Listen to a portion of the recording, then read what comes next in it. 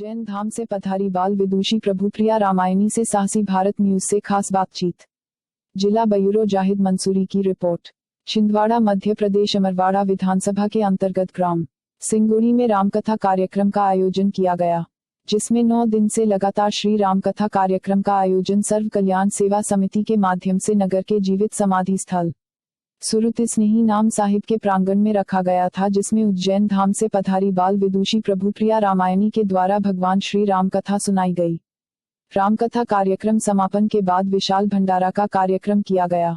सामान्य मानवीय जीवन की अगर हम बात करें, 9 वर्ष की आयु में बालक बालिकाएं ठीक से पढ़ने लिखने के लिए, ज्ञान अर्जन के लिए संघर्ष में लगे रहते हैं, लेकिन जिस पर प्रभु मर्यादा पुरुषोत्तम श्री राम की कृपा दृष्टि हो, दादा बजरंगबली का वरदान हासिल हो और जिनके कंठ में साक्षात सरस्वती का वास हो, उन्हें सामान्य मानव की श्रेणी से मैं नहीं माना जा सकता। जी हाँ, ऐसी ही अद्भुत व आश्चर्यचकित कर देने वाली साध्वी प्रभुप्रिया रामायणी ने साहसी भारत न्यूज के जिला ब्यूरो जाहिद मंसूरी से खास चर्चा में परिवार, समाज, संस्कार, कौमी एकता हर मुद्दे पर खुलकर बात की। देखे खास खबर। उज्जैन धाम से पधारी बाल विदुषी प्रभुप्रिया रामायणी से साहसी भारत न्यूज से खास बातचीत। सिंगुड़ी ग्राम में है।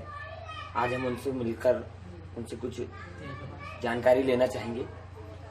तो पूज्य दीदी जी, सादर प्रणाम।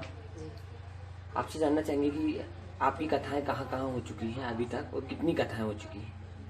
सबसे पहले तो आप सभी को जय श्री कृष्णा, जय श्री राम, जय महाकाल।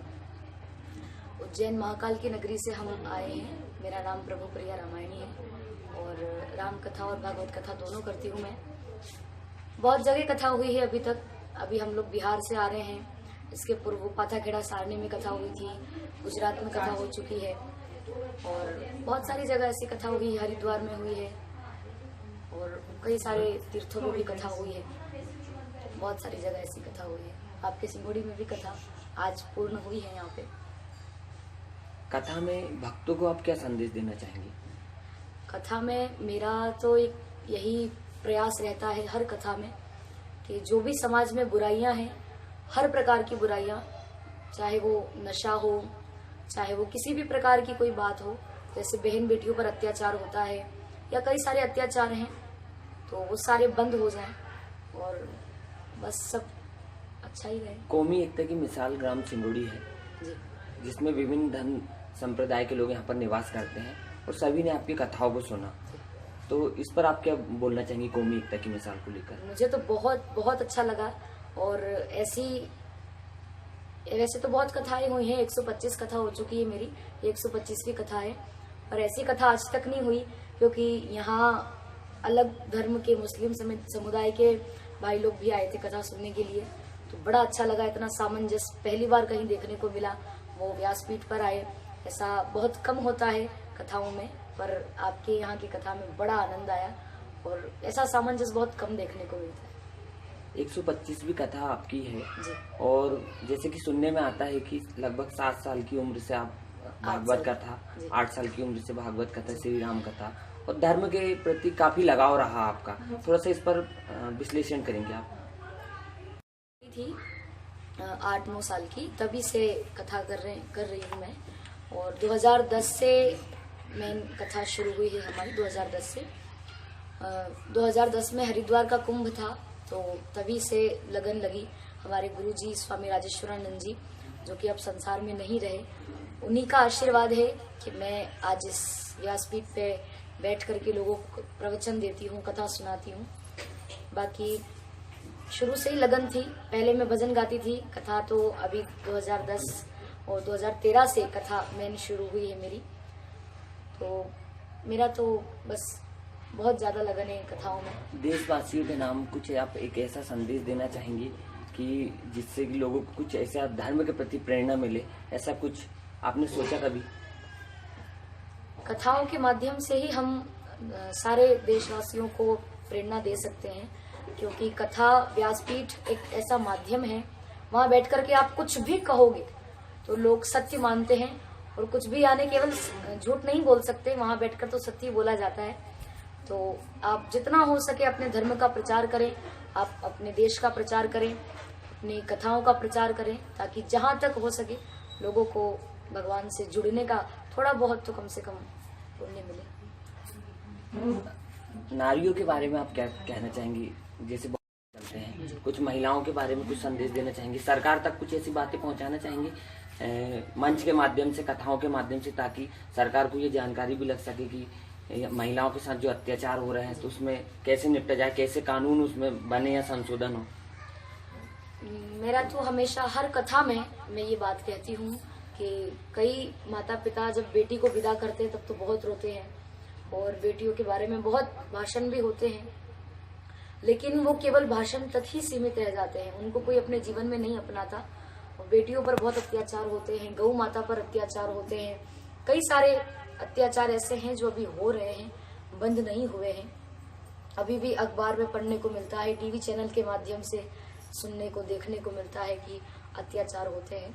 तो ज्यादा से ज्यादा मेरा तो यही निवेदन है सरकार से या आप सभी से, देशवासियों से, कि ये जो अत्याचार हो रहे हैं ये और कोई बंद करने नहीं आएगा और इसके जिम्मेदार भी आप हम ही हैं।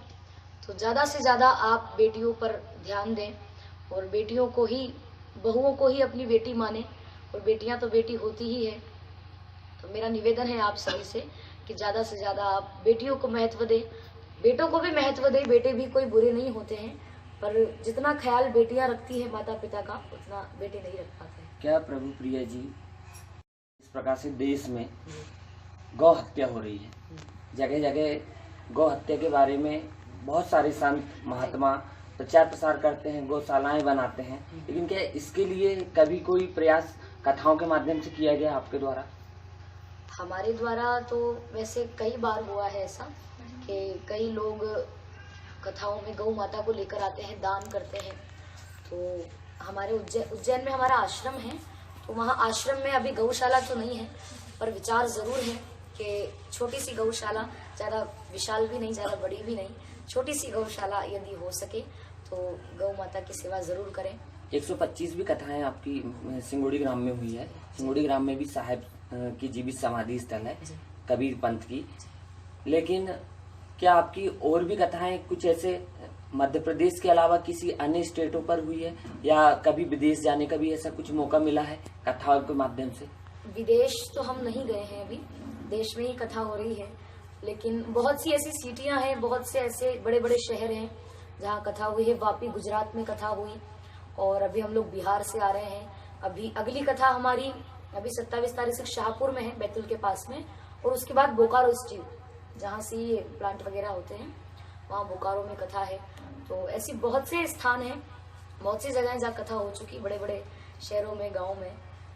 सिंगोड़ी में सर्व कल्याण सेवा समिति एक बहुत अच्छी समिति है। बिल्कुल, बिल्कुल। और लगभग 3 वर्षों से लगातार वो एक कार्यक्रम करवा रहे हैं। जी। आपको यहाँ आकर कैसा लगा और समिति को क्या देना चाहेंगे आप सम्मान स्वरूप कुछ आपकी मधुर वाणी से? जी, मुझे तो बहुत ही अच्छा लगा। जैसे मैंने अभी आपको कहा कि सबसे अच्छी कथा हमारी ये गई है, क्योंकि वैसे तो सारी कथाएं अच्छी जाती है, पर आनंद कई जगह का बहुत ज्यादा आ जाता है, कई जगह थोड़ा कम आता है। जो आनंद हमें यहाँ मिला, इस समिति ने बहुत मेहनत की है। सर्व कल्याण सेवा समिति के सभी पदाधिकारी, सभी भक्तगण, जिन्होंने बहुत मेहनत की है इस कथा के लिए। हर वर्ष कथा करवाते हैं, 2 वर्ष तो हो गए हैं कथा कराते कराते, ये 3रा वर्ष है जो आज कथा पूर्ण हुई है। और इन भक्तों ने बहुत सेवा की है, बड़ी मेहनत की है। तो मेरा तो एक ही निवेदन है बाबा महाकाल से और साहेब जी से, मैं जो जीवित समाधि है उन बाबा जी से प्रार्थना करूंगी कि ऐसे ही आप समाधि स्थल पर ये समिति कथा करवाती रहे और खूब आपके पास दान आए, धन आए, ताकि वो धन अच्छे कार्य में लगे, कथा भागवत में लगे और आपके माध्यम से पूरे नगर वासियों को, क्षेत्र वासियों को, आसपास के गांव वाले जो भक्त हैं उनको भी कथा सुनने को मिलती है। तो मेरा निवेदन है कि ऐसे ही धर्म का प्रचार प्रसार आप कथा के माध्यम से करते रहें। बहुत बहुत धन्यवाद। हमारे साथ ही आदरणीय उज्जैन धाम से पधारी